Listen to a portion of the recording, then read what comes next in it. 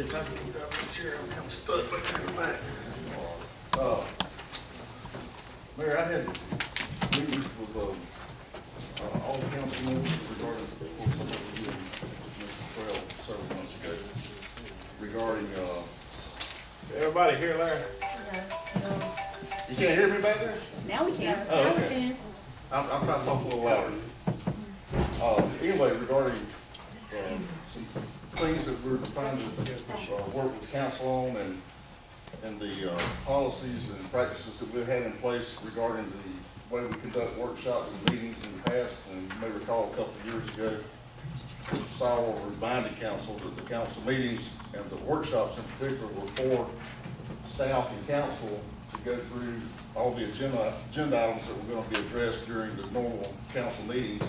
That way, if the council had any questions for us, we could work on those between the actual workshop and the council meeting itself.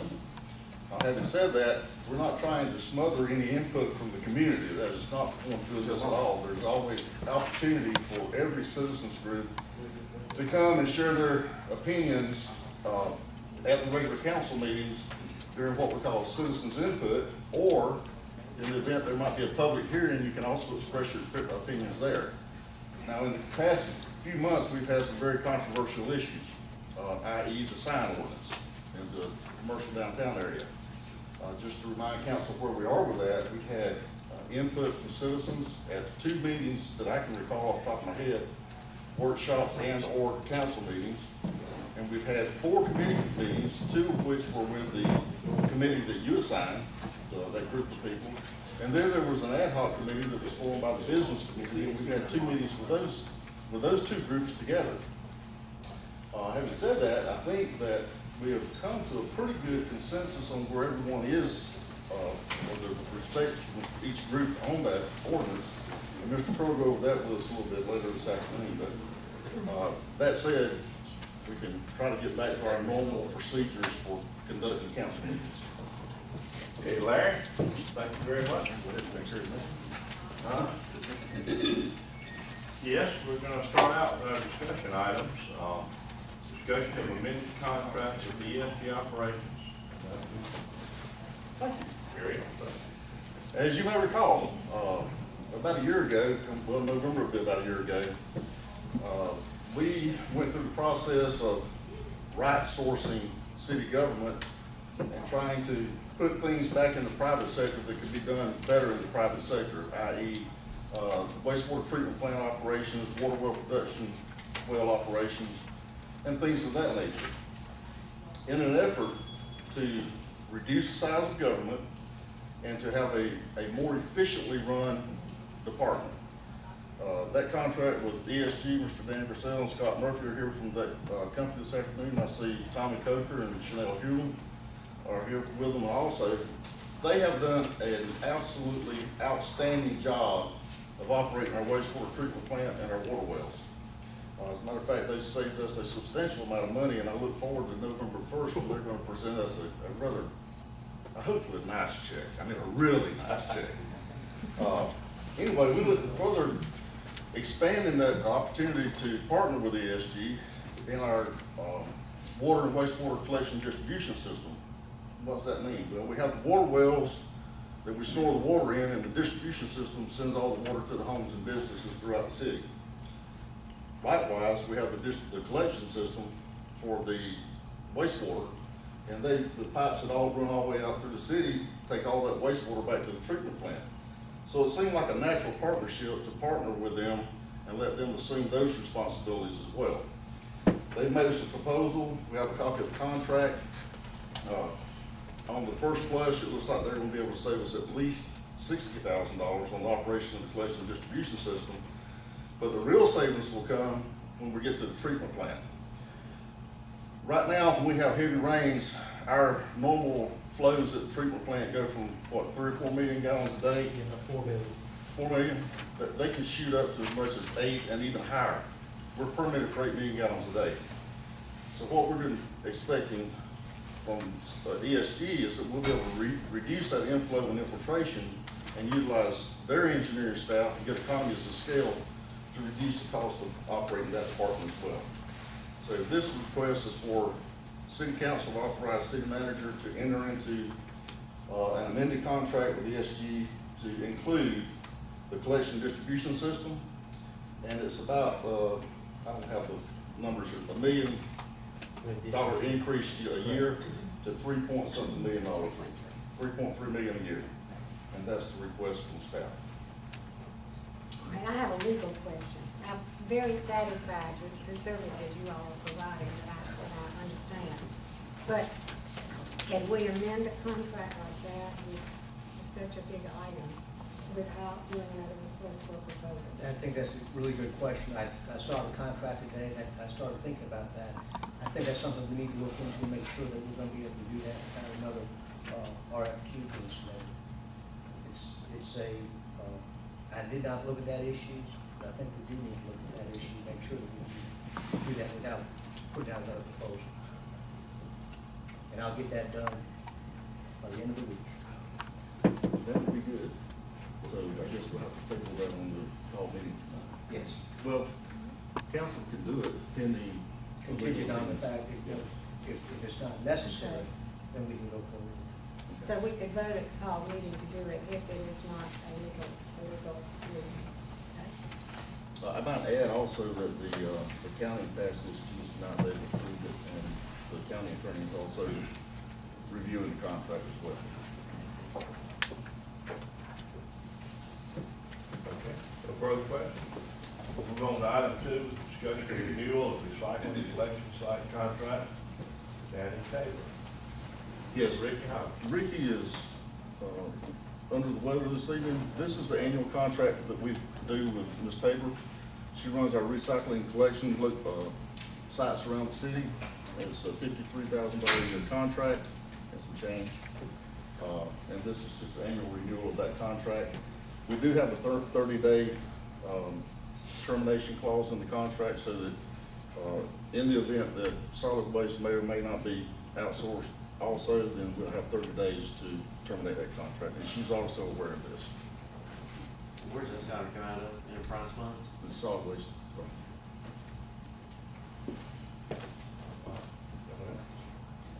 Okay, item number I think 3. she does a good job of it. She does an outstanding job. Report and staff recommendations relating to signage in the historical district. Mr. Clark Truss. Good afternoon.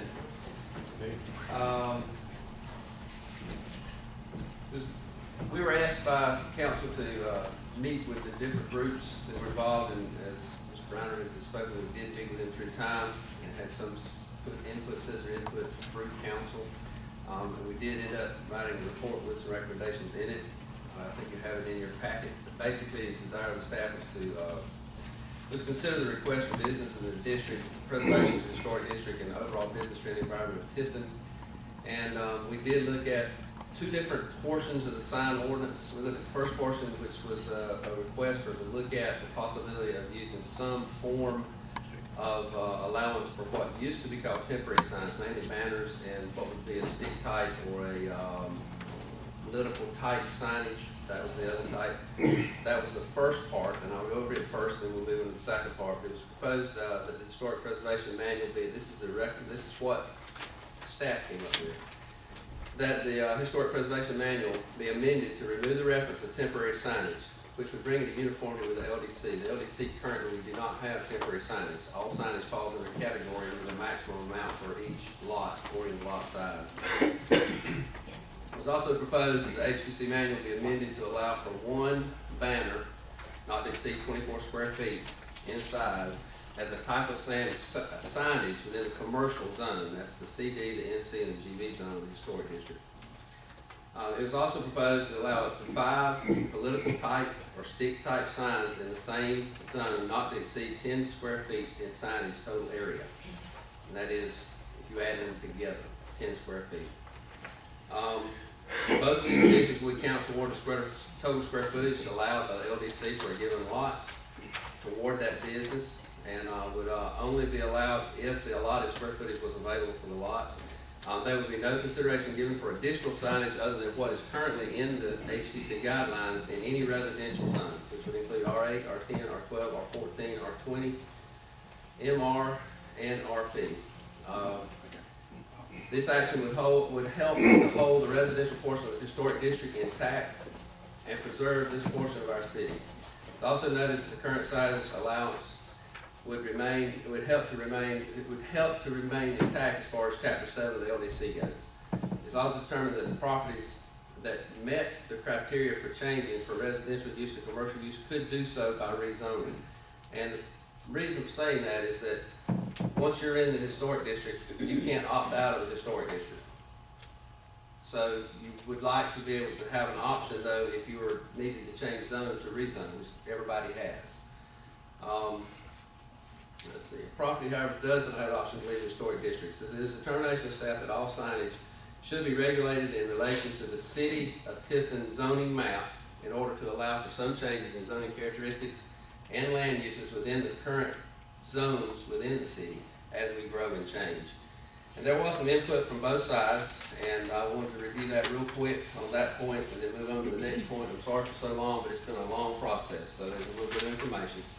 The business representatives that were at the meetings wanted to allow for a new map that they had come up with to be designated within the historic district to allow for extra signage, both the banners and the political signs. That's what we're talking about right now. The map included a large area of residential and professional properties also, not just commercial property. They would treat this as a commercial area for the purpose of sign regulation. Our response as staff on that is that we already have an entire sign ordinance that is set to the current zoning map in the city of Tifton.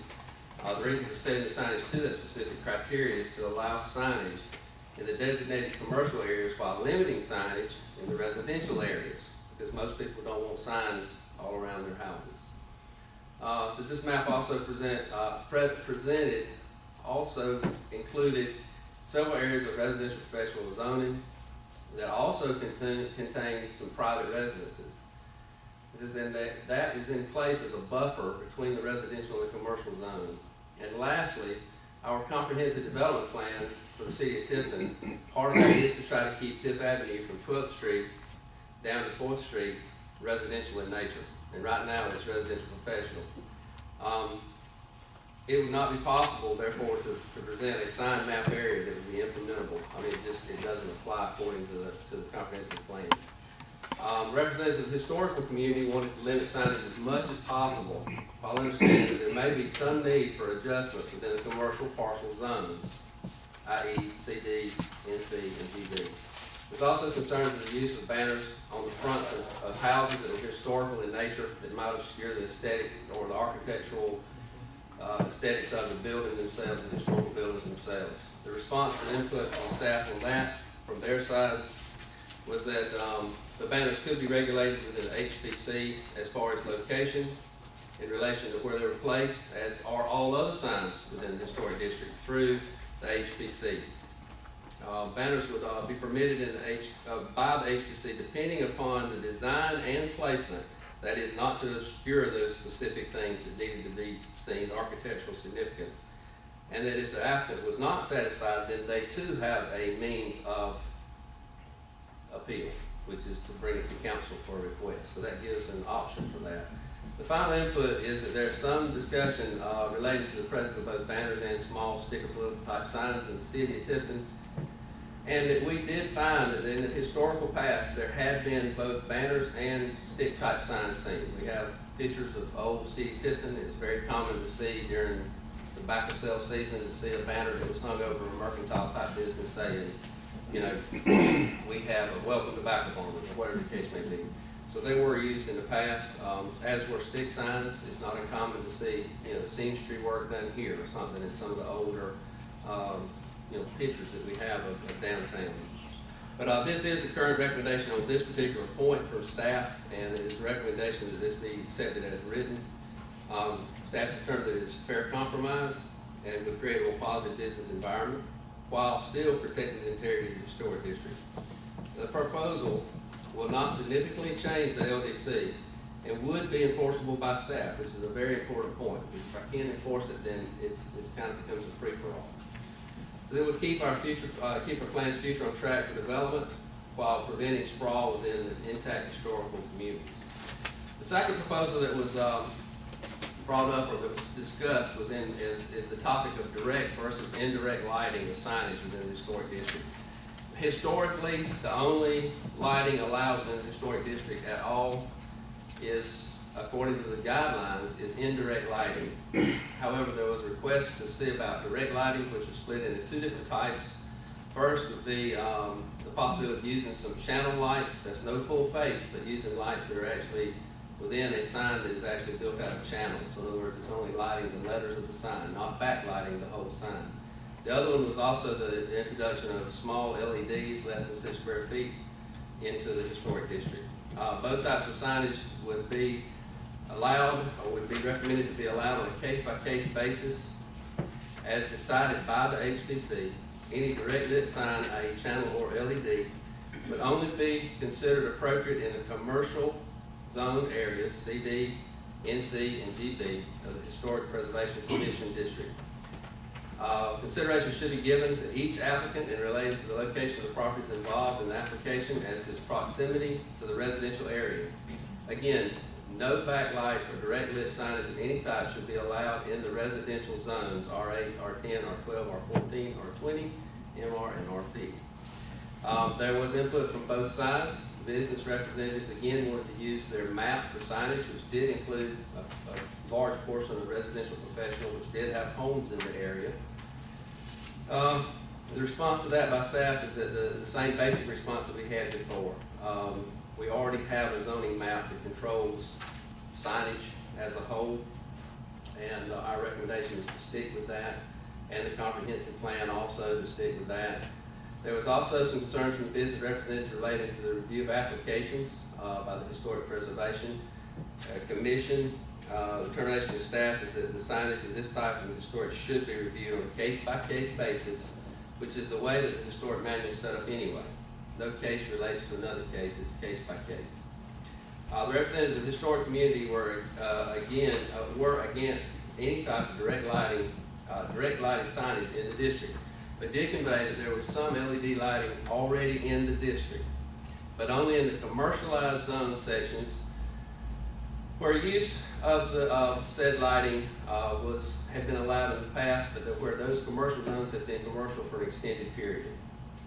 So if either one of these types of lighting signage are allowed, it should be on a very limited and restricted basis in the commercial zones only on a case-by-case basis, and that's for the historic society, historic community. It says the determination of staff is that, on this point, is that currently there are some LED lighting or signage in commercial zones of the historic district of the city of Tifton. However, the area in which they are found has been commercial by use for an extended period of time. It's also determined that there may be some select areas in the future that might request direct lighting if these types have been mentioned. The HPC should have the leeway to review those requests on a case-by-case basis. Again, if this request is denied, there is an appeal to council, and that's the thing, that gives them a way of appeal. I always want people to have an option for that. These types of signs should only be considered on a case-by-case basis. We agree with that. And each consideration should take into effect the location of the property and the relationship of any residentially zoned properties. And basically, the recommendation of staff is that what was presented at the very beginning is our recommendation. We feel that it is, again, fair. It is a fair compromise. It is directly relates to a positive business environment while controlling growth and redevelopment in the historic district. Any basic questions about it? That's a lot of information, but I'm here to answer. So let me start with the balance for a second. Okay. My whole point was that somebody that has a business inside the historical preservation, or historical district, and in these zones, the zoning can have a 24 square foot banner, just like the people outside that may be their competitors can have a banner. Now, do they have to go before the HPC to be able to put up a banner? Yes. I don't like that, because that's not like it is on the outside. I mean, if you're gonna have a banner if you're in the right zone. If you're not gonna have a banner, don't. But that don't make it more complicated for the people in the historical district. than the people outside. So that's an advantage to people that aren't in the historical district. I understand why we gotta go for the FTC with the banner. And LED, that's a whole different thing. But with the banner, why can't we make it simple? Why can't we be business friendly? And that's all I'm saying. But Put it in the zones they're talking about, I'm okay with it. Why do they have to go for the FTC banner? to respond from staff standpoint, I would like to reply to that with 2 points. First off, signage within the historic district has always been regulated by the HPC since it was established. All signage, I mean, period. And, Okay, let me stop. So all signs have to go for the HPC? Yes, sir. Let me just shut up, buddy. Okay, I'm sorry. No, I mean, I'm just. I'm clear, okay. I forgot that. Never mind, got everything else. You sure? I'm okay. Bert and Ron, I've got a question on page 4 of your thing. It's got on here, HPC should have leeway to review these requests as COAs. Again, if this request is denied, there's an appeal to city council. Well, now, somebody did appeal a few months back, and we were told we couldn't vote on it really, because it was already in our ordinance. That's So, right. clarify that for me, Rob, because we've already had this scenario once, and the citizen, what they were going to appeal. Right. Basically, what happened was is that had to do with somebody who wanted to do something other than indirect lighting. At that time, we had in our LDC, and still do, until you all change it, that indirect lighting only will be allowed in the historic district. So that's our code as it stands. So because we had in our LDC that indirect lighting was only appropriate in the historic district, we couldn't go against our own ordinance. Now, that's kind of one of the things that was a catalyst to start looking at these issues. So one of the things I proposed early on is, as far as provisions, is that if you all decide that you want to have, or let the HPC have some leeway in deciding how to illuminate in the historic district, then that part would be taken out of the code. Then, as far as indirect lighting only would be taken out of the LDC, and then that would be replaced, allowing the HPC on a case-by-case basis to make other decisions as far as appropriate illumination, depending on where they are. So that was that still is the problem. So if somebody went and wanted to appeal something for something other than indirect light, we'd be in the same situation we are now until we change our code. Okay, because I see all through here, so here, if denied, there's an appeal to city council. But And there will be. So, I mean, at this point in time, should you decide that you're going to allow something other than indirect lighting in the historic district, and it goes to the HPC, and so that part of the code would be eliminated. And then if somebody wants to get something other than indirect lighting before the HPC and it's denied, then they can appeal that. okay, because you see my fear, we're putting this verbiage out, and then there is an appeal, and oh, sorry, we can't do anything for you. But after we told them Right. they But could, but once we go to through, make sure we fix this problem. and that is it's something I prepared about a month or so ago, that section will be taken out of the code if you all decide that you want to permit some other type of lighting other than indirect in the historic district. Okay. That's one of the minor changes in the LDC that would have to go through the process of change from the LDC. Now, again, just for everybody here in the room too, go through the process of what it takes to change that. It didn't have to go some of that. To change the LDC, Or it's just. I would have to have a request to change it, which generally comes from staff or from council, but generally from council through staff. At that time, I would have to do a public posting of the changes. They would be posted in the paper. They would be posted on our website. They'd be posted on public posting sites within the city. It would have to come before the Planning and Zoning Commission. And then once it goes before the Planning and Zoning Commission and they give their opinion on it, then it would come to council for workshop, like we're in right now. And then at that point after this workshop, it would come to y'all as a vote. And that's what it would require. There would I'm be a sorry. public hearing. Public hearing, I'm sorry. There will be a public hearing at that final, before the vote that same day. I'm sorry. That is correct. Changes in signage is a zoning. Zoning change. Okay, We have to go through that process. all right. I have a statement that I'd like to present to the council, and this is from Julie Smith. She is not at the workshop tonight because she had an engagement, and we changed our workshop date. at our last meeting, since we changed our meeting date to September, but it deals with the signage issue. With the recent discussions about signage and can you hear me in the back? Yes. With the recent discussions about signage in Tifton's historic district, it has become obvious that our independent and small businesses are looking at all avenues with regard to growing their business, or sometimes just keeping the door open another day. Signage is just one piece of the puzzle with regard to managing a successful business venture, whether it's an accounting firm, a dress shop, a salon, or any and all between. Most of the businesses in Tifton's historic district are independent, meaning they are not linked to a national chain or franchise. These independent businesses are the backbone of our community, and giving them every opportunity to succeed is our responsibility as a local government and as a community. As we come to terms on the signage for these businesses, I'd like to let them know that we as a council are looking for other ways to help with their success. I've spoken with Lucretia Gaskins, the economic director for the city of Tifton. Economic development is more than just recruitment, it's also retention and expansion. Lucretia and I are going to be working on developing workshops for our local businesses that will offer a variety of topics that we hope will be beneficial. Tift County has significant local resources in the Tift County school system, ABAC, Moultrie Tech, UGA Tifton, and our Chamber of Commerce. On a state and regional level, we have access to experts in the Department of Community Affairs, Main Street Program, Georgia Power, the EMCs, and more. Bringing these experts to our businesses to help them is our goal.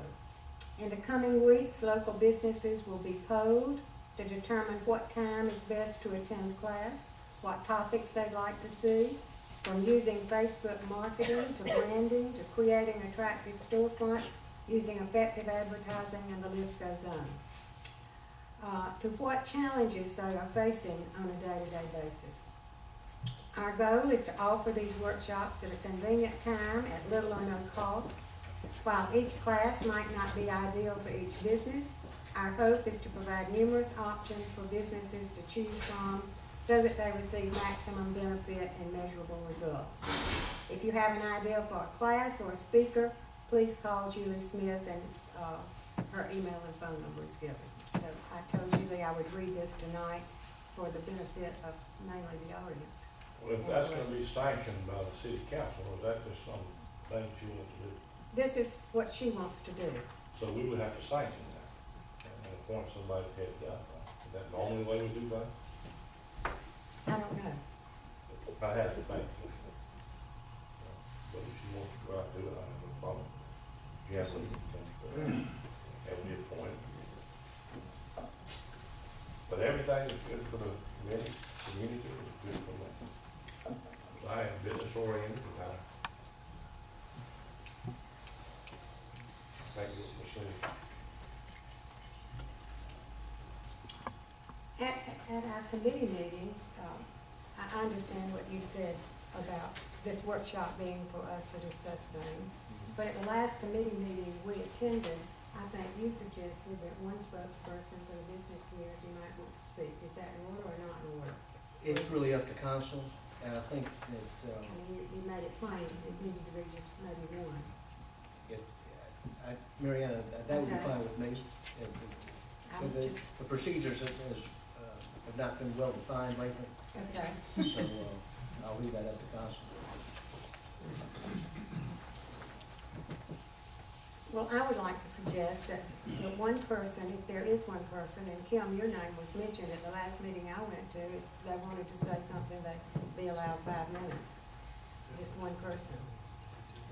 But if you want to overrule that, No, that's I don't okay. want to rule it. I'm going on the authority of I'm just prayer. going because we had this committee meeting and we said that at the last meeting that I went to. When I spoke with Larry and Ronnie today, I thought, Attorney had said, Okay. we had enough on it. All right. We had it. However, I'm like Mary Ann, I don't have a problem with it. There'll be ample opportunity at the public hearing. Public hearing or public meeting?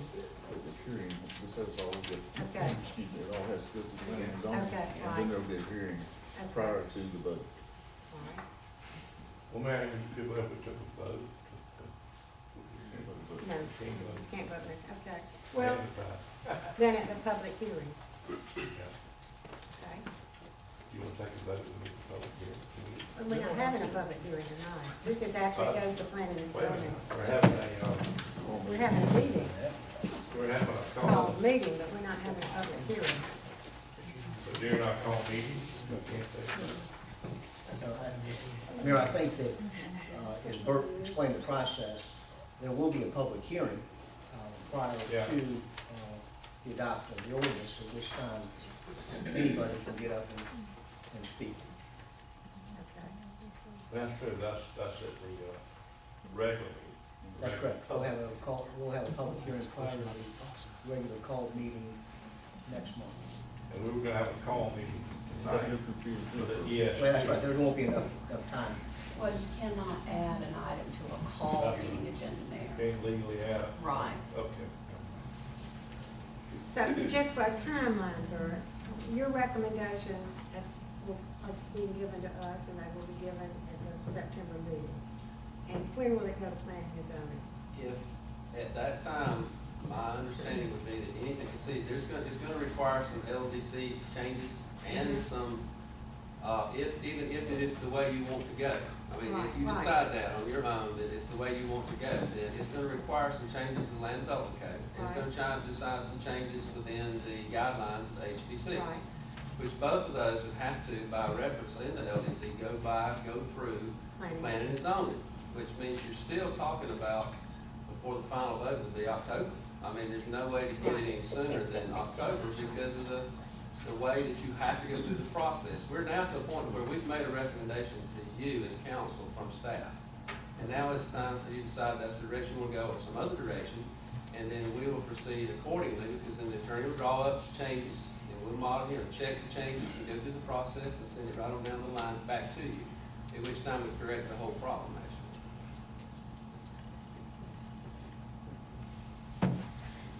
All right, we're ready to move on? More comment? Item number 4 is discussion of the amendments to ordinance for land development code with regards to vehicle sales establishment. Right. It'll be me again.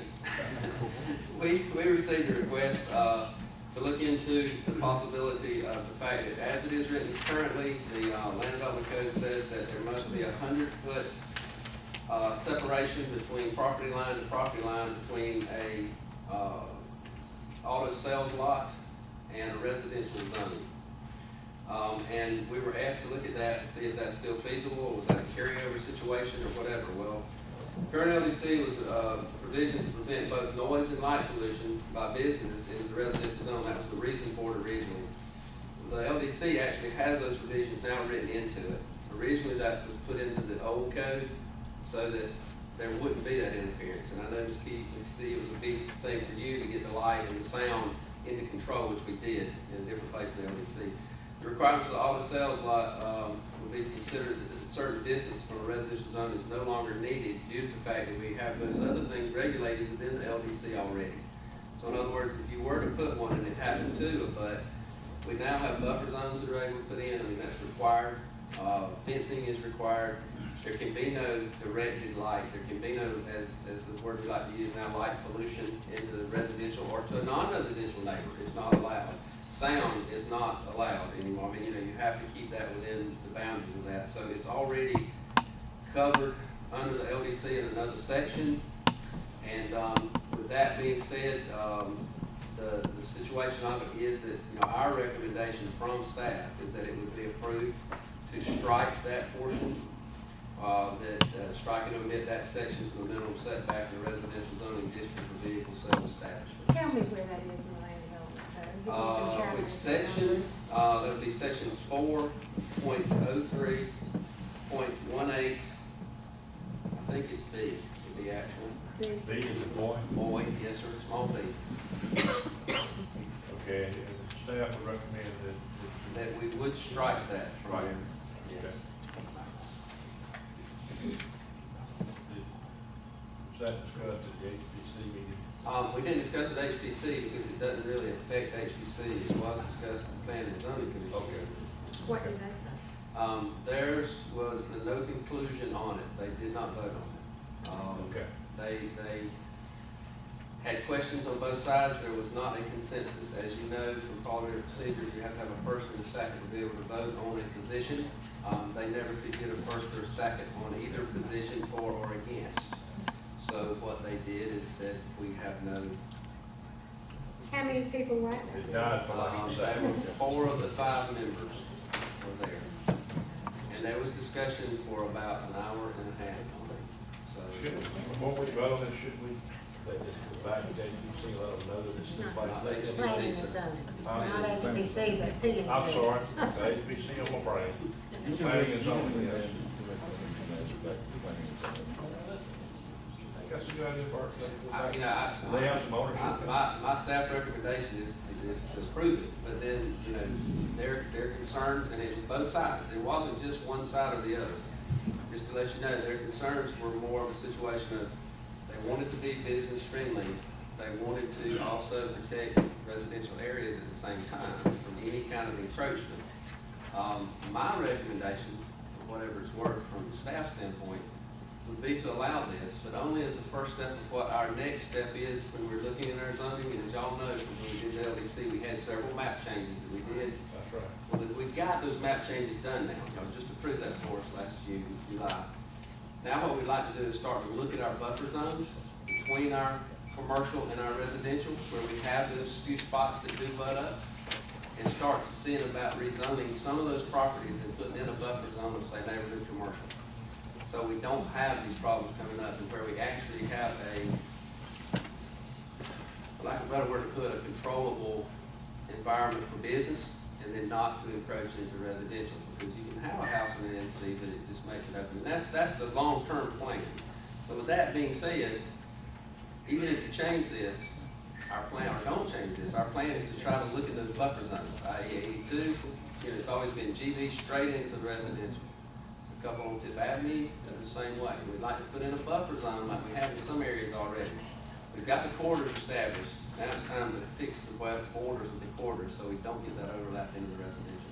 That's the whole plan of the, you know, when I say plan, that's what y'all will see probably in the next year to 18 months, as soon as I have time to sit down and figure it all out. But that's part of our growth plan. It lines up with our comprehensive development plan, and that's what we want to do. So we make sure that we stay business friendly, but at the same time, we protect all residential areas within our city. So that would be my response to you on that, from that standpoint. And so Mayor, the LDC does accomplish that. Yes, absolutely. If you look at the 82 corridors, basically from 9th Street, if you will, from Central Avenue out to, was that Magnolia or somewhere over there? Yes. It's all commercial, all up and down 82, and there are only a few residential houses actually on the north side of 9th Street. And then if you look at 3rd Street on the north side of 82, and you start from where 5th Street runs into 82, all the way through to Magnolia again, it's already all commercial except for 1 or 2 residential houses. And I think those houses, they may or may not have already been turned into businesses. So that was our logic in making the staff recommendation to allow that. So, because it's already commercialized. And if you don't develop those areas, you'll be like you are right there, where this particular project is. It's the old South Georgia Motors lot, where, Otis had his place. Well, right behind that is a boarded up residential house. Yeah. So if we don't allow development in these areas, then we're gonna wind up with slum and blight again. So it's kind of a catch-22, but I think that Important tool. It is a development tool, is what this is. What we're talking about to you now is part of the development plan. Yeah, and you take out the 100 feet, you've already got to replace or something in the LDC. Right. So, you know, That's right. makes sense. Any other questions? All right, let's move on to the discussion of the ordinance providing zoning change from R10 to mobile home park, property located on South College Circle and owned by Travis Hurst, including the South College Circle mobile home park. Bart? We received an application from Mr. Hurst as part of his adjusting Slum area. I'm sorry? It's slum area. That's what it is. Bottom line is that where it all started is it came to me to try to get an area that is already on the backside of South College Circle Mobile Home Park. And it's already being used as part of the mobile home park to be rezoned as mobile home park. And the reason for that is that the house on the corner of Old Mill and South Ridge has been sold to an individual. And the back portion of that lot, it's all one lot, which he used to own. You have a picture of it in there, and I can kind of show you what I'm talking about there. Good. If you don't, I actually have the copy of the plat, so you can see what's being done. But the bottom line is that the property was already being used as part of the mobile home park. It just never had been rezoned. If I would have caught this prior to those fixes, I would have fixed it then, but I didn't. And there are gonna be those from time to time. I'm just gonna let y'all know because there's, thousands of lots out there, and not all of them did I catch. But basically what it's gonna amount to is that, that's already being used, it's already fenced off, it's already got mobile homes or mobile home lots on it. And, that is the use already. We would like to get the use to line up with the actual zoning criteria, so it's not a conflict. One of those lots actually is landlocked except coming in through the mobile home park. And so it makes only good sense to have it's got mobile homes on it. And the other lot is a piece of tract that's already got mobile homes on it also, and it's actually been used for that for years. It just never was rezoned, it was all one tract. So what will eventually happen is a split. Would it be okay if I don't know if you can see this, but this will be what will happen. This is all one large lot right here. This portion is one lot that he owns now. The lady's gonna buy the house here, is already in it, and is gonna purchase it. She doesn't want this back portion. It's already cut off as a fence line for her house already, and it's actually part of the mobile home park. And his intent is to make this, part of the mobile home park. He wants to split the property. I can't give him approval to split that property, and it's zoned as two different zones. So we've got to fix that. And since the uses do line up perfectly with what he wants to put it to, then the staff recommendation is to allow this to go in order to correct the use in line with the actual what's already there. The property's already been used for that. It's already split. I mean, one of them anyway, the other one needs to be. So.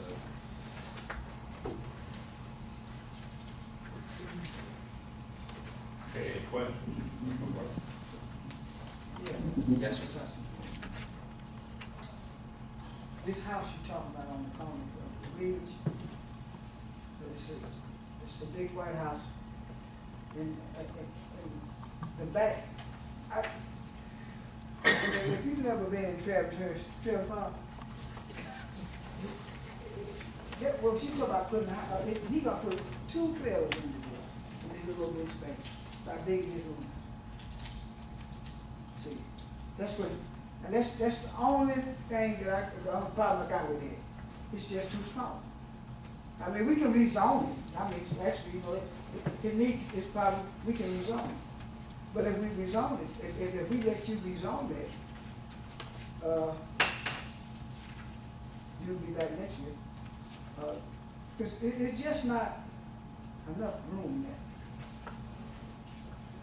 You understand what I'm saying? Now, you council understand what I'm saying. For what you want to do with it, it's just not enough room. Well, isn't that in the land development code? Yes. How much room is required for him to do what he Well, wants see, to the do? situation is that property by use was already, has mobile home hookups in it already. It's already got mobile homes in it. There's 2 lots that are empty because it's full. Each one of the lots have 2 spaces, and it's been like that, what I can find historically for a while. I don't know how long, but for a while. I don't know how long, but it's been. Has it been a non-conforming? Yes, for years. And what we're doing is correcting it from a non-conforming use to a conforming use, for lack of a better way to put it.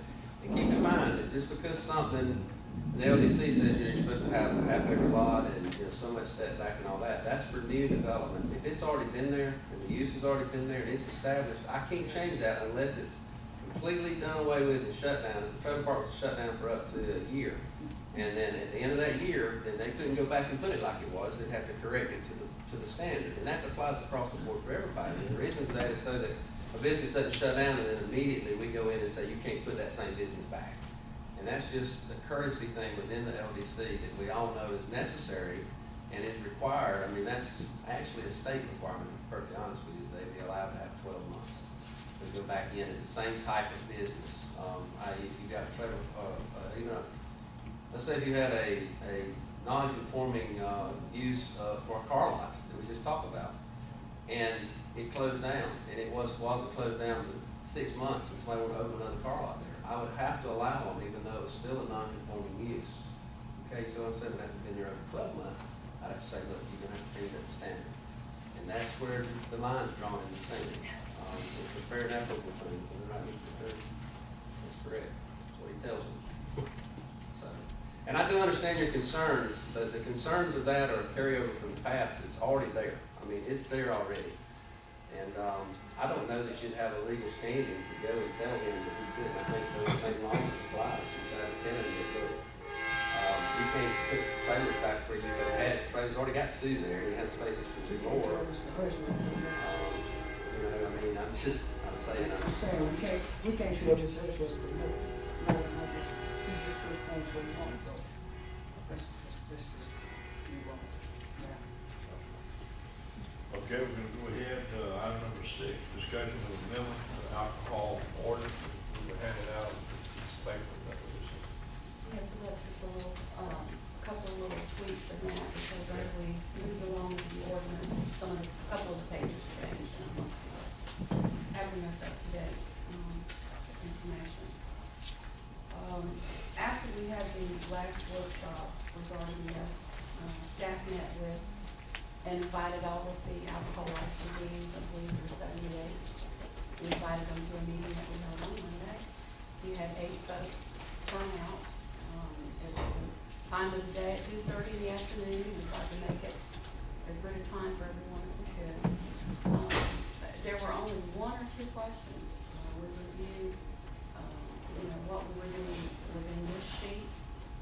So to me, that's a pretty good indicator that people are pretty satisfied with the changes that we're making. They are business friendly.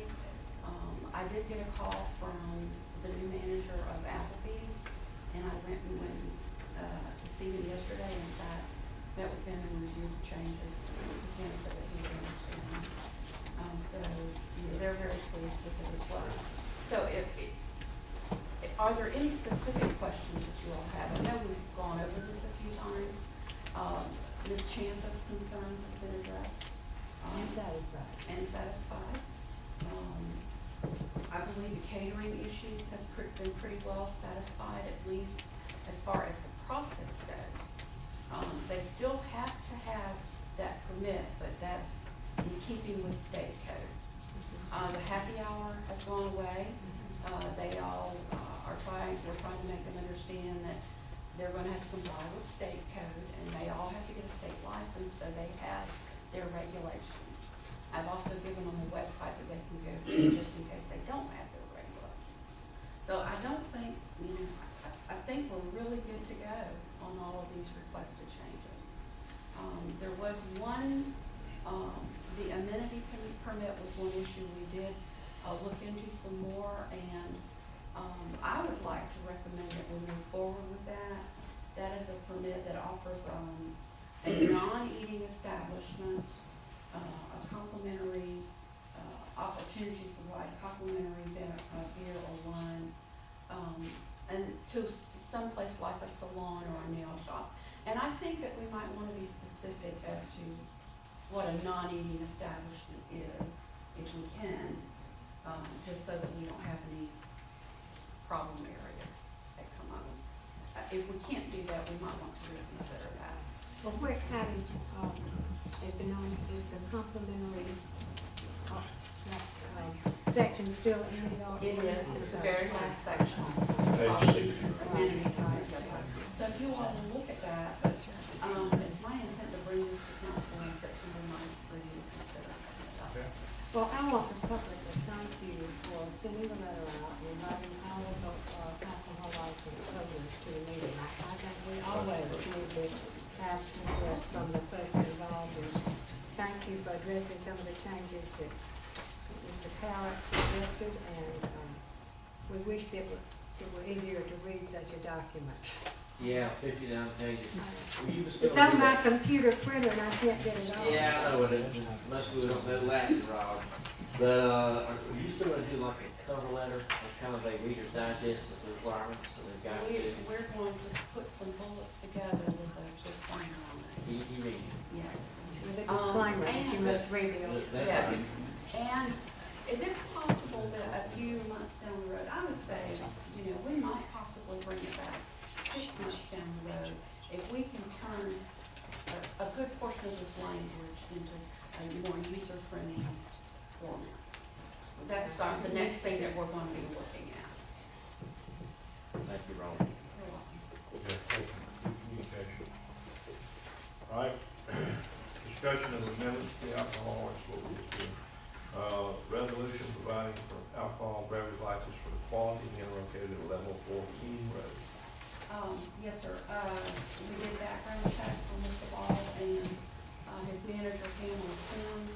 The one, different thing within this, request is that Mr. Ball doesn't actually have his lounge area yet. And if you're in a hotel, you're required to have a separate area, for alcohol service.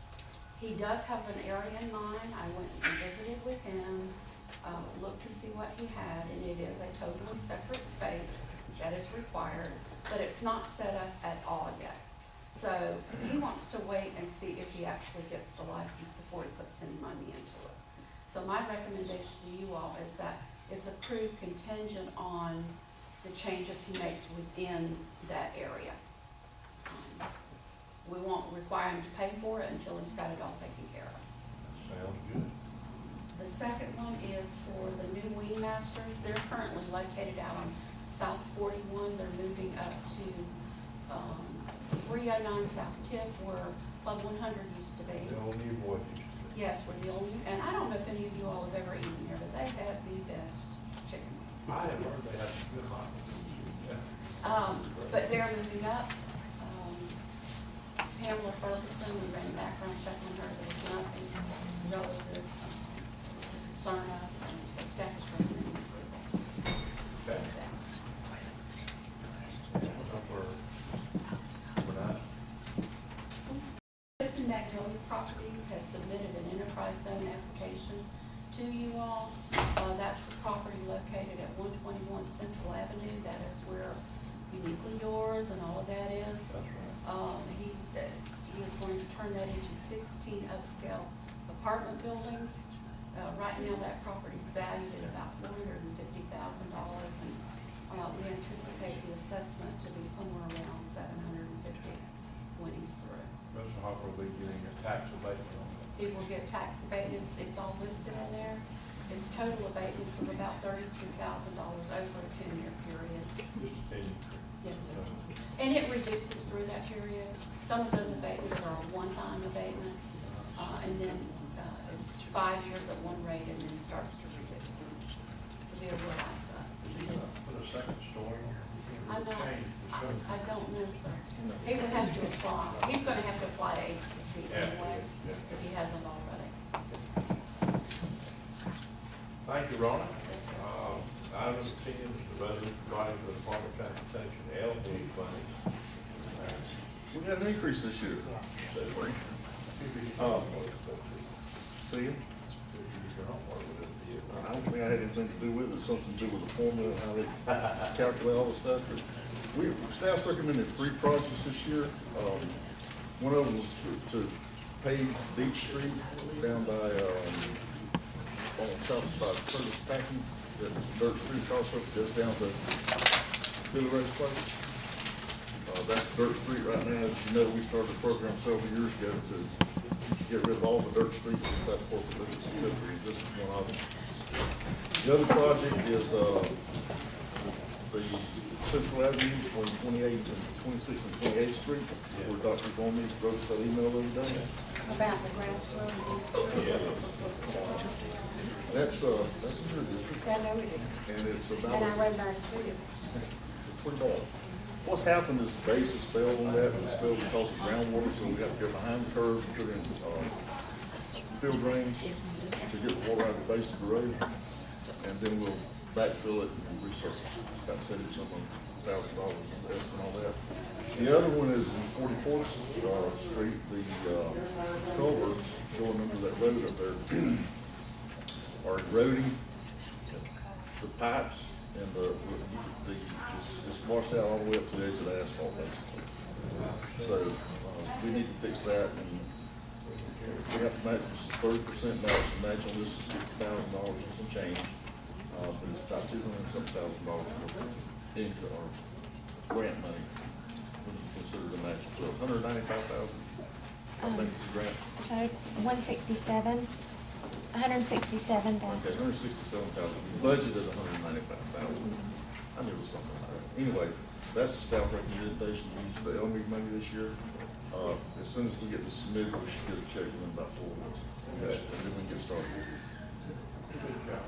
Good job.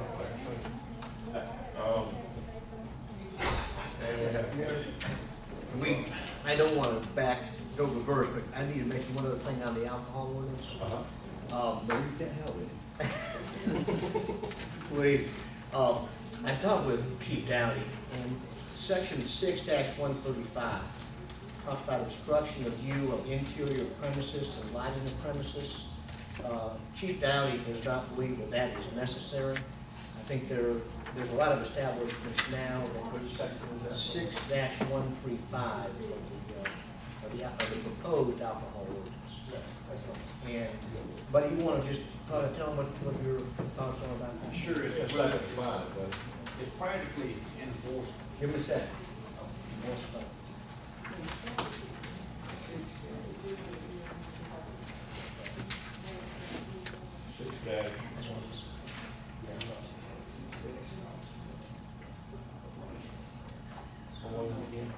One three five, section 6, 135, it says page 44 down at the bottom of it.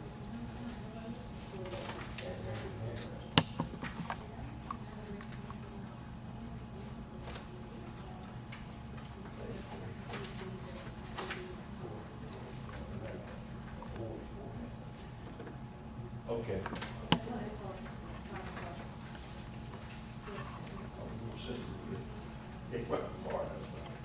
6-135, obstruction of view of interior premises and lighting. So you, Everybody this says got you that? have to be able to see the whole interior. Correct. And And therefore, any curtain, shade, or anything else could technically be a violation. That ordinance has been in there since at least 1982, and it's practically unenforceable. Right. And I don't see the need for it, it's being taken out. That's a prime example of some of the other things that we might do. Right, Okay. and I hope we will. Okay. Thank you, Chief.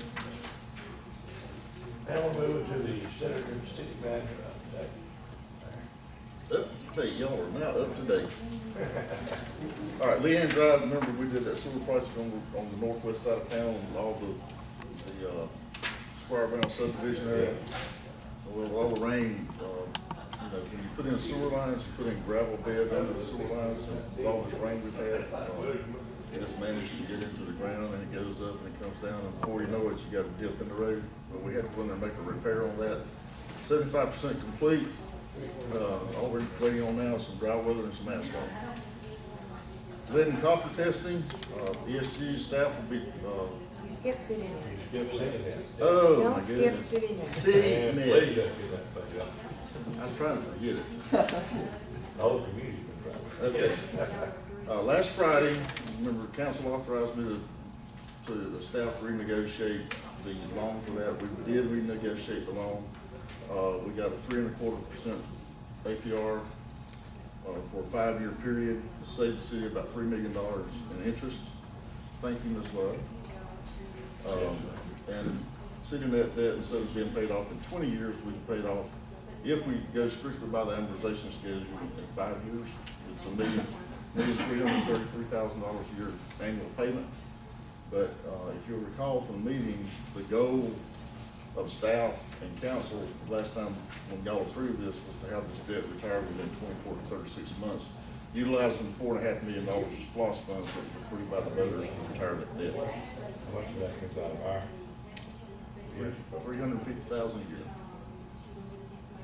general fund? Out of general fund. Well, no, not just general fund. It's all five of the funds. Well, all five of the funds, Right.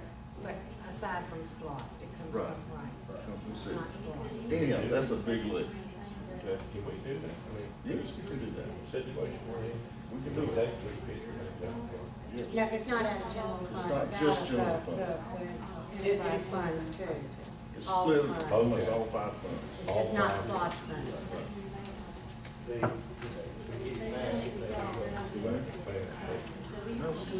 we're gonna be I fine. agree with saving interest on that. Don't hurt ourselves, do it. We're gonna be fine. When I you get promise about- When you get about 90% of the, SPOS stuff anyway. Tell them about it. Okay. All right, lead and copper testing. Every 3 years, we're required to test our water system for lead and copper. Y'all send out a test package or y'all just visit, Scott? We do, the state of Georgia EPD sends out the bottles, and then our staff, Tommy and Chanel, will go around and drop the bottles off at the residents that are participating. We have 30 signed up this year to participate, that's the required number. They'll be beginning to deliver bottles next week? Next Monday.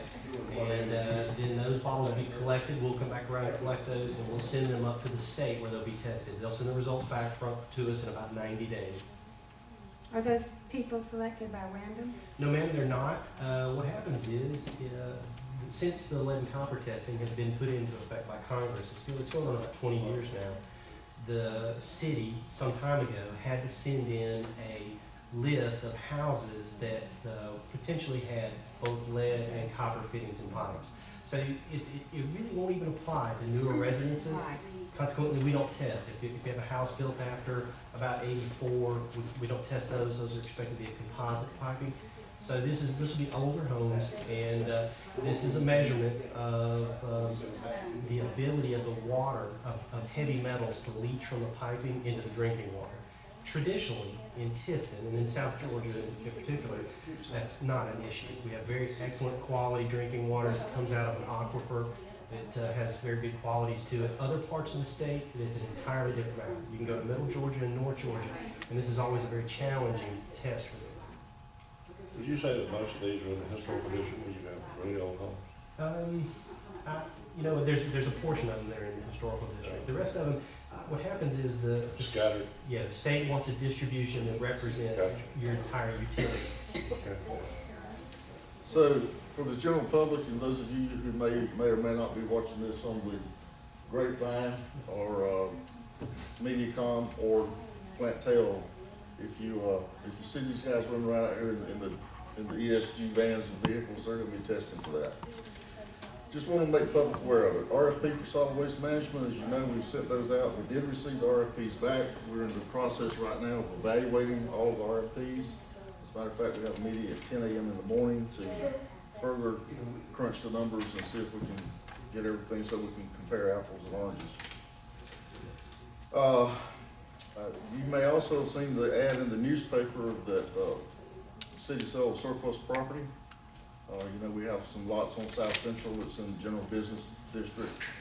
They should be pretty valuable lots. We do have appraisals on them. We have another one on Golden Road where the old animal shelter used to be. It serves us no purpose, so we need to put it back on the tax rolls. And those are due September 12th. As I just said, you can now watch these council meetings on the government channel on both Plantel Channel 2 and Mediacom Channel 95. We are having some technical difficulties on Channel 95 right now, but we're working to address those as well. And Miss Jessica Jones has managed our Facebook page, and she tells me that we're getting a lot of interest from that page. And then I've attached also the public works projects that are ongoing and in the works. Potholes, drainage repairs, clean out the ditches, et cetera, et cetera. We'll keep you updated on that as well. And that's my report, Mr. Chairman. Thank you, Larry. I think now we're gonna get, I would like to Meredith, make, if I would like to, after we've had the city manager's statement, I would like to make a brief statement, if I may, before, okay? I would like to announce that I will not be seeking re-election for District 1 in the November 5th election. It is my hope that committed and interested citizens from District 1 will consider this an opportunity for public service and will qualify to run in the city clerk's office at City Hall on Northridge Avenue during the qualifying week, which begins next week. It's August 26th from 8:30 in the morning until August the 30th at 4:30 in the afternoon. I've taken great pride in serving the citizens of our city for 8 years, and I've gained a great appreciation for the local employees of this city. My husband and I will spend our time between Tifton and our grandchildren in Virginia, and I will always reflect on these 8 years as times in which I have diligently offered my help and commitment to this city. And I will take this to the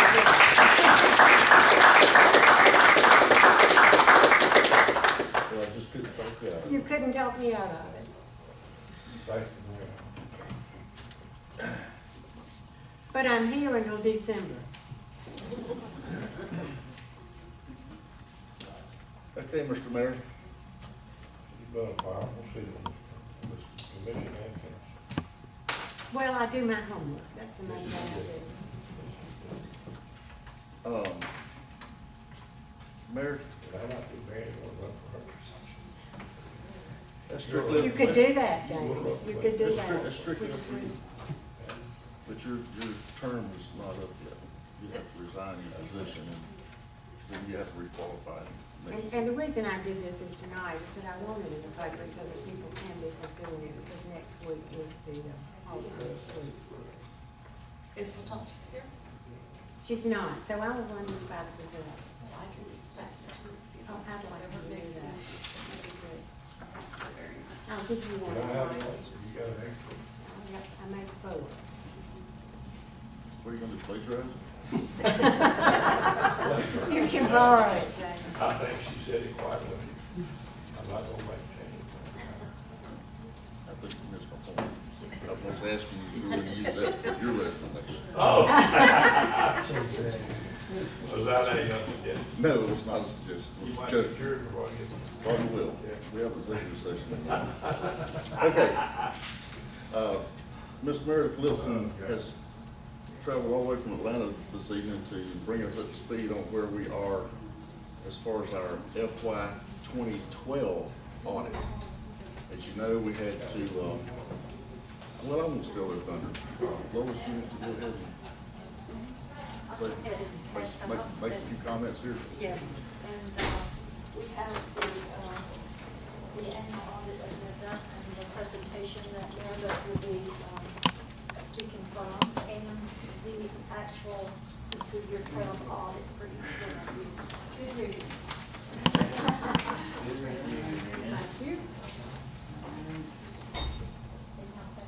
Thank you. I have one. You can, whatever you're most comfortable with.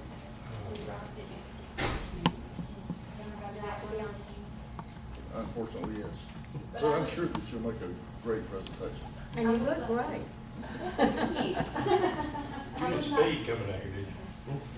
We don't want you talking. You went over speed of it, you can't talk. I live in Macon, I just had a meeting in Atlanta. Cool. I want to just say one thing too, is this was a kind of drawn out process, and Meredith helped us a lot in this process. And not only with that, I'd also like to give lots of credit to staff. They worked many hours and they put in for this project, so thank you very much. So I'll just make it very nice. It's okay. You're fine. As Lois mentioned, this process took a little longer than ordinarily, the audit process we're taking, and we very much appreciate the opportunity to work with the city, and I appreciate being able to come and present the audit to you all. I do recognize that you're just now getting these, so what I'd like to do is to just kind of give you a brief overview, and if you have any questions or want to talk about anything any further, I'm happy to do that this evening, or I can be down here, in no time, and happy to meet with you guys again, because these are your financial statements, and it's important that you understand that. So why don't we first take a look at the gray bound document? This Just is, gonna kind of breeze through this, to give us time to digest it later. right, but stop me if I breeze too fast, Yeah, or too long. or if I'm I know we're dragging gonna on. curl up with this tonight. Do you need the lectern? I'm fine, I'm fine. The gray bound document, this is your annual financial audit report. A couple of things to note first off. The first couple of pages you'll see, just past the table of contents, are our audit opinion. We did issue an unqualified opinion, that's a clean opinion, that's the one that you want. The financial statements, as I mentioned, are the responsibility of management and council. Our responsibility is to express an opinion on the financial information based on our audit procedures. And again, that was an unqualified, clean opinion. Just following our audit opinion on pages 3 through 15 is management's discussion and analysis. And if you don't read anything else, we always encourage everyone to read the management discussion and analysis. It's not written by us, it's written by management.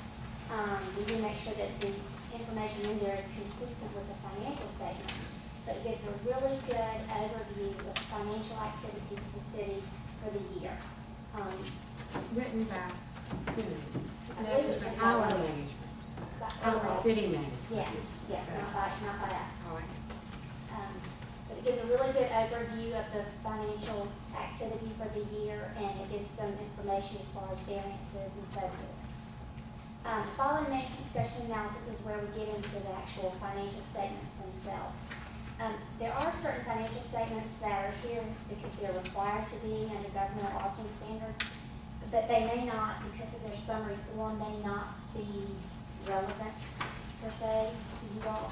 I think the most important thing to you all is probably is to other counties and cities is the general fund. And if you'll turn to page 18 and page 19, you can see the very first column on these pages, the balance sheet and the income statement of the general fund. At June 30, 2012, and that was over a year ago, but at June 30, 2012, you had about $5.5 million in assets of your general fund and about $1.1 million in liabilities, which left fund balance or your general fund equity to be about $5.35 million.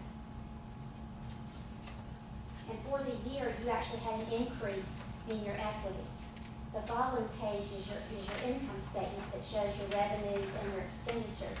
You had about $11.58 million in revenue and about $11.45 million in expenditures. You had a little bit of transfers in from other funds to come down to a net increase in your fund balance of just under $255,000 for the year. And just with the amount of governmental auditing that we do, I could say you all are very fortunate. Right now, government struggle, as I'm sure you all are very aware, with the economy the way it is, even though things tend to be improving, it's not often now that we're seeing a lot of general fund equity fund balances increasing. It's very difficult to hold the line on those expenses when your revenues are fairly flat. And in your ending fund balance is about $4.35 million in your general fund. You'll also see on those same pages you've got your special purpose local option sales tax fund, your capital projects fund, and then a column that says other governmental funds, which makes up several small funds for which all of the revenues that are in those funds are restricted for specific purposes. And so they're pulled out separate from your general fund because they can't be used for general operations. And the detail behind those other governmental funds is in some of your supplementary information in the back of that booklet. A couple other things to note, page 21 and 22 reflects your original and final budgets compared to your actual revenues and expenditures of the general fund. You can see the different variances on your revenue and expenditure line items, and that may be of interest to you all. And then following that, you'll have balance sheet, income statement, and cash flow statements of all of your proprietary enterprise funds. That's pages 23 through 26. This includes your water fund, sewer fund, the gas fund, your solid waste fund. All of these funds generate positive cash flow. When you look at your revenues and expenditures, you may not always see where your revenues are in excess of expenditures. However, there are certain non-cash items, such as depreciation, that flow through these expenditure accounts. And that can leave you maybe with not necessarily net income in the fund. However, if you look at the cash flow statement, which starts on page 25, you can see that every one of those funds have positive cash flow, which is, like I said, really important. The statement of cash flows is one of the most important statements in here, but it's also one of the most misunderstood or difficult to understand statements. But if you can see the very top little section that says cash flows from operating activities, you can see each one of your enterprise funds is generating positive cash flow. And like I said, that's very important in the type of operations that they are, is that they do generate that positive cash flow. Otherwise, your rates aren't where they should be, or your expenses aren't where they should be. So it's a very positive thing for the city to have, all four of its enterprise funds generating positive cash flow. There's a lot more information included in here. There's footnotes to the financial statements. There's some supplemental schedules. There are some reports on some of the different issues that we had, or findings that we had during our audit are also included in here. And I'll be happy to go through any of that you want to. Come back to it. What I'd like to kind of focus on at this point is the audit agenda. As auditors, we're required under the standards that guide us to present certain information to you all. We can do that either orally or in writing, and we kind of choose to do it in this type of a format. What I have included in here are some graphs and some charts. I went back to some of your previous financial statements for the past 5 years for the general fund, and there's some graphs and charts in here, as well as your enterprise fund. We also included any recommendations that came out of our audit, as well as the findings that we had during our audit procedures. If you would, the first few pages talk a little bit about our governmental practice, because it is very the more significant industries that our firm practices in. And so we think it's important that you all realize that we don't do this just as filler work. This is year-round work for a lot of us, that we're very involved in the governmental auditing industry. If you look on page 6, this is where the first graph comes in of your general fund. And as with most city governments, you can see that taxes and sales taxes make up a significant part of your revenue stream. And that's, you all are no different than other cities and county governments. The following page, there is a similar chart with your expenditures. And again, as with most governments, public safety and public works are the significant expenditure functions. You had total revenues of the year of 11.7 million. Total expenditures of the year were 11.45 million. So there was just that little bit of an increase in your fund equity for the year. As I mentioned earlier, your total fund balance and the total equity of your general fund was about 4.35 million.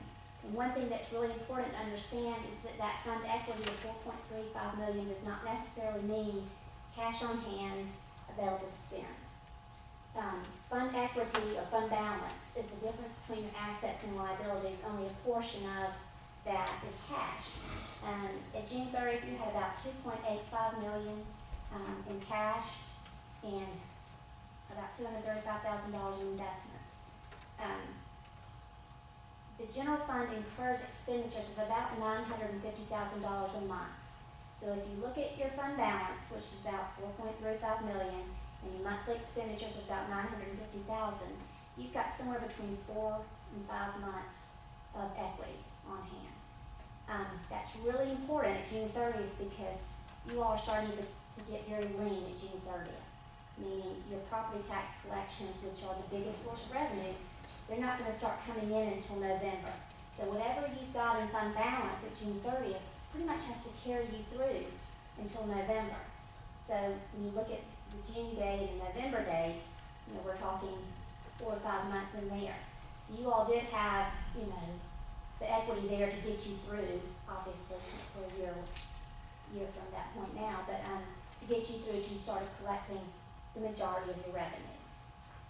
So I had a lot of council members and commission members ask me, well, do we have enough fund balance? Is that fund balance big enough? Is it too big? Is it too small? And that really depends on the government. You know, there's no right answer to that question. If you are a metropolitan Atlanta government that is growing, you need a bigger fund balance than most. If you're a small city or county government that is pretty much doesn't have a lot of projects going on or a lot of growth going on, you can handle a smaller fund balance. But where you all were at June 30th, you had just what you needed to keep moving. So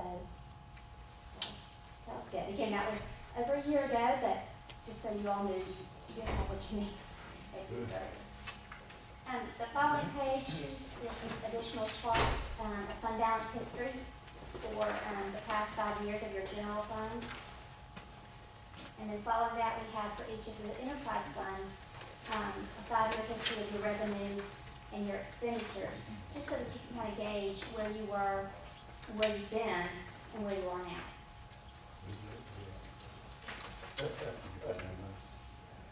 So about the gas fund, we stole the gas fund.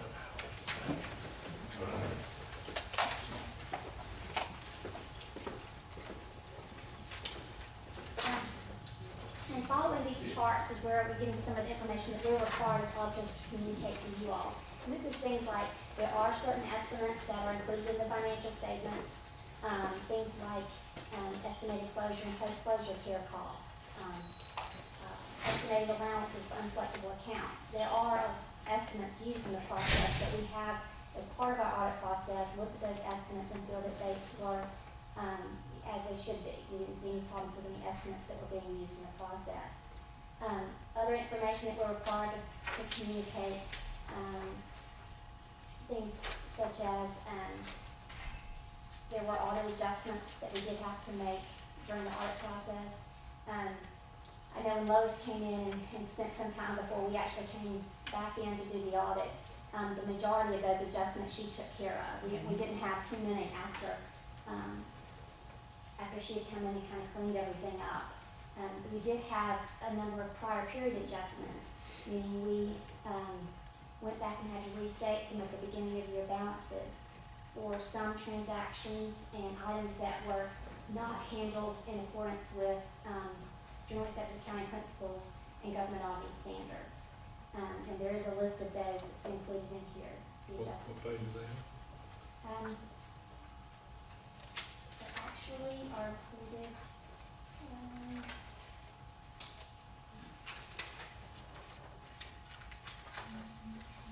We start on page 13.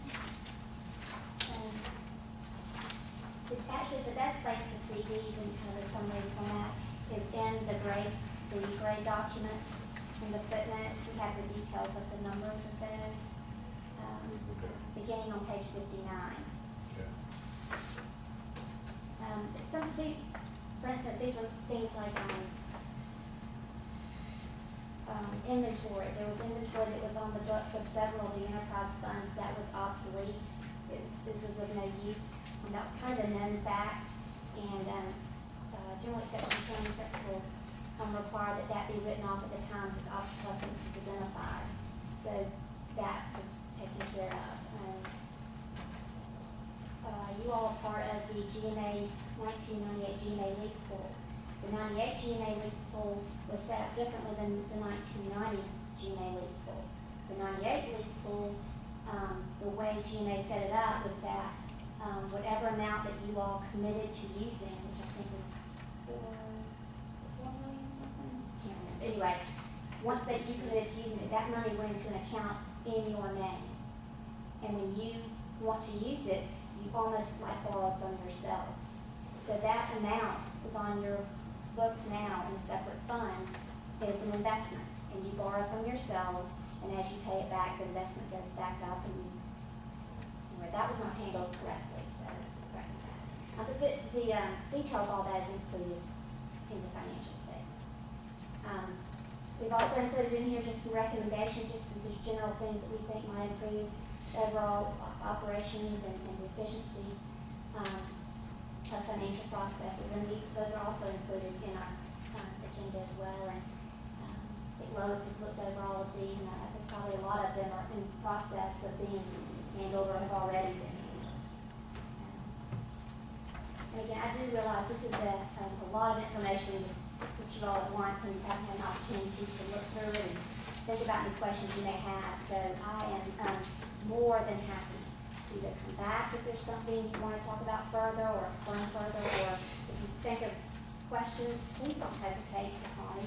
I'm out a lot, but I will return your phone calls. I do very much appreciate, as I said, the opportunity to work with you all. Look forward to working with you for the next audit. Meredith, this was a lot of information, and you completed it nice and concise, and you look good doing it.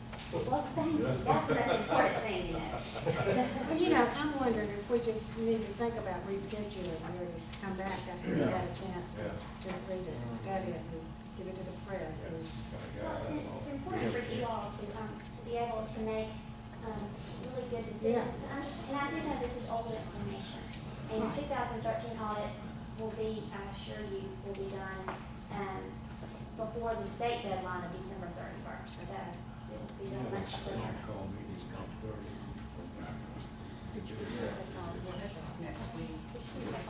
Oh, that'd be too soon. I would encourage council to do exactly what Meredith said, especially the MD&A, the management discussion analysis. That is a good place to start with this. It kind of gives you the management discussion analysis. in the grade book. Right. If you read those statements in there, and it has the cause and effect and recommendations for every one of the issues that we talked about or that are identified in there, and it will give you a good overview of the monumentous task that Lois had when she came into the department. If you start with that, it'll help you to understand the auditing process, and then go through these numbers. And this is not an easy document to really get a good grasp on. So I think it will be a good idea, once you've had an opportunity to study it, to get Meredith to come back down, and we'll go through it and get a little bit more details. We do that with a lot of our councils and commissions. I mean, unless you're in the financial world every day, this is great.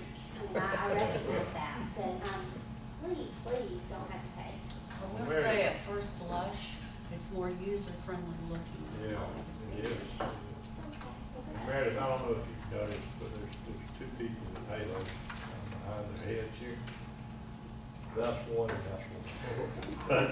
They keep. And we get you through the, hang on. We all want to. I'll leave, they'll be my direct line. Are there any questions now? I'm glad to try to address anything. I'm okay. Thank you so much. You have a safe, you going back tonight?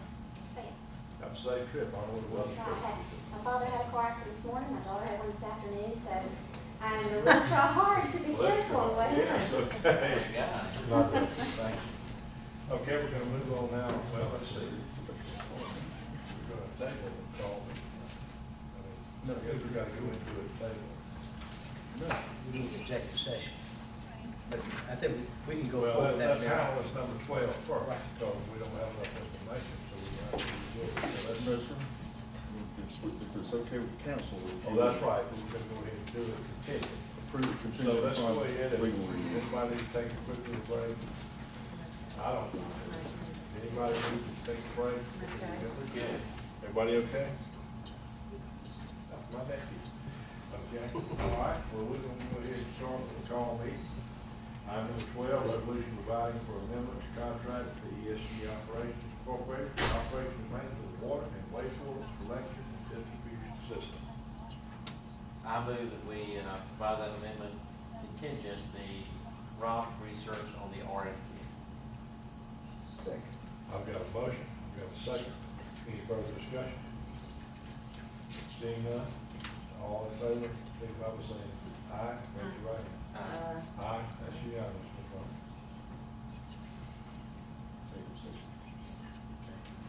We're gonna go into executive session, of course, I will be in executive session. I move that we go into executive session for the purpose of discussing legal matters. Second. I've got a motion, I've got a second, any further discussion? Seeing none, all in favor, please signify by raising your right hand, saying aye. Aye, that's unanimous, Ms. Rowland. Let's give a couple of minutes to clear the room, and we will, move on. You've got my little.